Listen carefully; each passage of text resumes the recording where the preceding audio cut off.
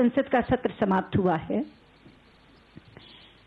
सामान्यतः कोई भी सत्र जब शुरू होता है तो पहला दिन हंगामे की भेंट चढ़ता है, क्योंकि दो सत्रों के अंतराल में कोई ना कोई ऐसी घटना जरूर घट जाती है जिसको लेकर संसद की कार्यवाही पहले दिन बाधित होती है।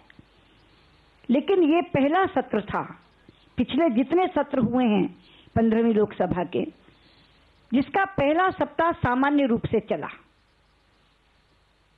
पहले ही दिन हमने कार्य स्थगन प्रस्ताव दिया था कोकराझार की हिंसा को लेकर।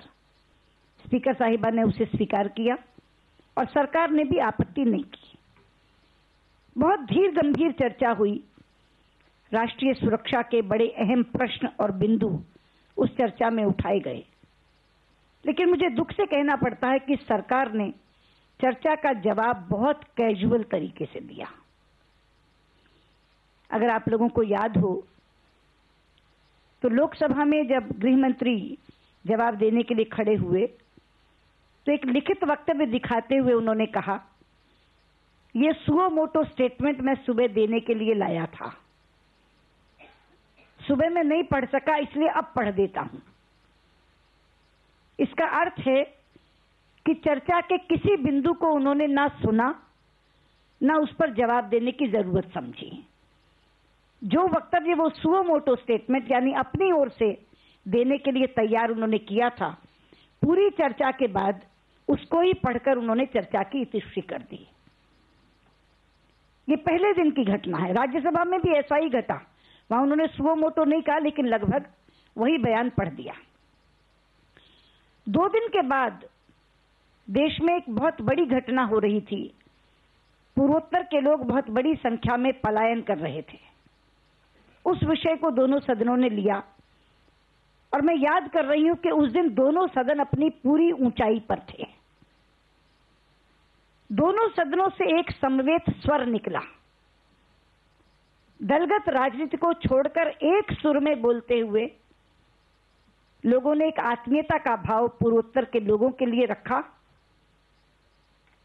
तुम देश के वासी हो, देश के किसी भी कोने में रह सकते हो, रहना पढ़ना काम करना तुम्हारा अधिकार है, यह आश्वासन उन्हें दिया।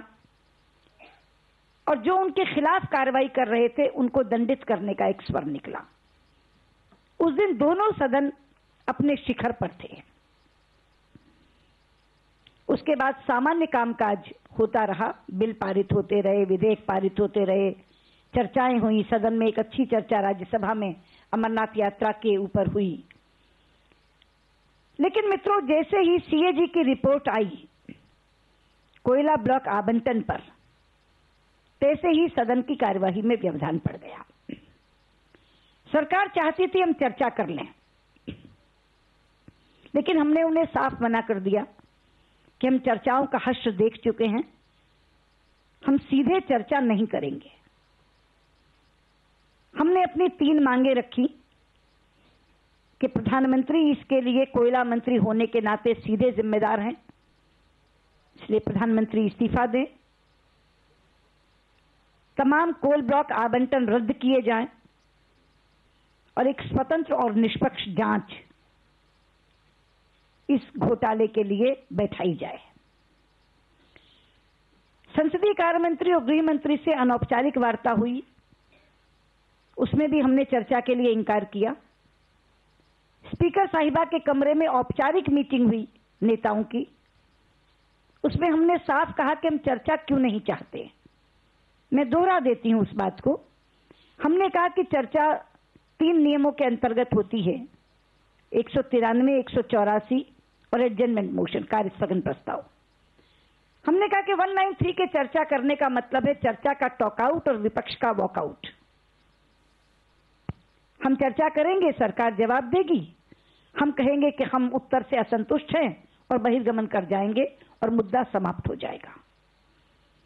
हमने कहा 184 के तहत करेंगे तो मतदान होगा, तो हम जानते हैं कि सरकार बहुमत में है, इसीलिए शासन में है, और अगर थोड़ा बहुत कमी होगी तो बहुत डिपेंडेबल एलाई है इनके पास एक सीबीआई, वो इनके लिए बहुमत जुटा देगी। क्योंकि बहुत से दल ऐसे हैं मित्रों जो चर्चा में भाषण हमारे साथ देते हैं, वोट उनके साथ देते हैं। और हमने कहा कि कार्य स्थगन प्रस्ताव का हश्र तो हम देख चुके, कोकराझार हिंसा का जिक्र मैंने वहां भी किया कि हमने इतने अहम सवाल उठाए, लेकिन जवाब मिला हम लुंगी, टूथपेस्ट, सोप दे रहे हैं। ये करके सरकार कैजुअली चर्चा का जवाब देती है। हमें ऐसी चर्चा नहीं चाहिए। और चूंकि इनके पास संख्या बल है, इसलिए ये हमारा एडजर्नमेंट मोशन भी गिरा देंगे।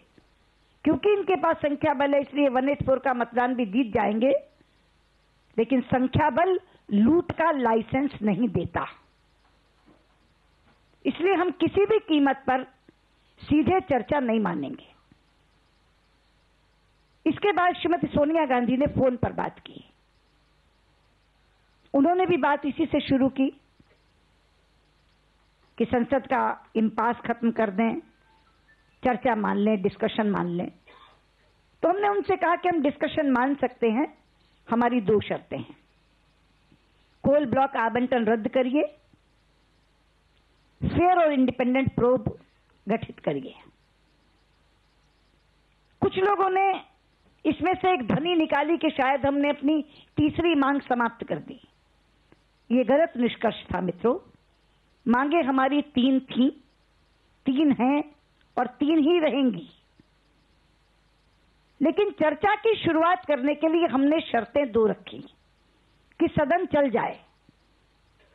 कोई ये ना कहे कि प्रधानमंत्री के इस्तीफे की मांग को लेकर आप अड़ गए और आपने सदन चलने नहीं दिया, जबकि वो चलाना चाहते थे। तो हमने कहा हम डिस्कशन मान सकते हैं अगर ये 2 शर्तें आप मान लें। लेकिन वो 2 शर्तें भी उन्होंने स्वीकार नहीं की और इसलिए सदन की कार्यवाही आज तक नहीं चली। लेकिन सदन की अपनी एक भूमिका होती है मित्रों। सदन एक प्रभावी मंच है किसी मुद्दे को उठाने का, लेकिन सदन के समाप्ति के साथ मुद्दा समाप्त नहीं हो जाता। इसीलिए हमने कल तय किया कि आज गांधी प्रतिमा के सामने सारे एनडीए के सांसद खड़े होकर संकल्प लेंगे कि भ्रष्टाचार मुक्त भारत के लिए अब चलें संसद से सड़क की ओर। और इसी एक मुद्दे को लेकर आज एनडीए के सभी सांसद गांधी प्रतिमा के सामने खड़े हुए। जो लड़ाई आज तक संसद के भीतर चल रही थी, वो आज से संसद के बाहर आ रही है। और मुझे खुशी है कि एनडीए तो इसमें एकजुट रहा ही, लेकिन अन्य विपक्षी दल भी ये जो 2 शर्तें हमने रखी थी, एक आध दल को छोड़कर बाकी सब दल इसमें सहमत थे। अंडा डीएमके के थंबी दुरई से मेरी बात हुई, सीपीएम के वासुदेव आचार्य से बात हुई, टीडीपी के नमो नागेश्वर राव से बात हुई। इन सब लोगों ने कहा डिस्कशन बाद में, कैंसिलेशन पहले। और उन्होंने ये कहा कि जो शर्तें आपने रखी ये केवल बीजेपी की नहीं, अच्छा हुआ कि आपने वो शर्तें रखी जिस पर बृहद विपक्षी एकता थी। आज से ये लड़ाई संसद के बाहर जा रही है। 13 तारीख को भारतीय जनता पार्टी के कोर ग्रुप की बैठक है। उसमें पूरी रूपरेखा बनेगी कि नीचे गांव तक हम इस विषय को कैसे ले जाएं। उसमें बड़ी रैलियों के प्रोग्राम भी होंगे और गांव तक जाने के छोटे प्रोग्राम भी होंगे। वो प्रोग्राम बनने के बाद उसकी पूरी जानकारी आपको अलग से एक प्रेस कॉन्फ्रेंस करके दे दी जाएगी। लेकिन मैं आज ये कहना चाहती हूं कि बहुत बार जब संसद इस तरह से समाप्त होती है तो आलोचनात्मक लेख आते हैं या ये कहा जाता है कि संसद की कार्रवाई नहीं चलने दी, संसद तो होती ही चर्चा के लिए है और बिना चर्चा किए करोड़ों का नुकसान करा दिया। चर्चा हमने क्यों नहीं की, इसका जिक्र मैंने आपको बता दिया, 3 नियमों के का हवाला देकर बता दिया। जहां तक नुकसान का सवाल है मित्रों, 2G स्पेक्ट्रम में भी ये सवाल उठा था कि हमने करोड़ों का नुकसान करा दिया। लेकिन आज जब हम पीछे मुड़कर देखते हैं कि 1658 करोड़ में बेचा गया लाइसेंस आज 14,000 करोड़ की बेस प्राइस पर उसी सरकार ने रखा है जिस सरकार ने जीरो लॉस कहा था। कल जब नीलामी होगी उन 9 लाइसेंसों की, अगर 1 रुपया भी ज्यादा ना आए और केवल बेस प्राइस पर वो नीलाम हो, तो भी 1,26,000 करोड़ रुपया देश के खजाने में आएगा।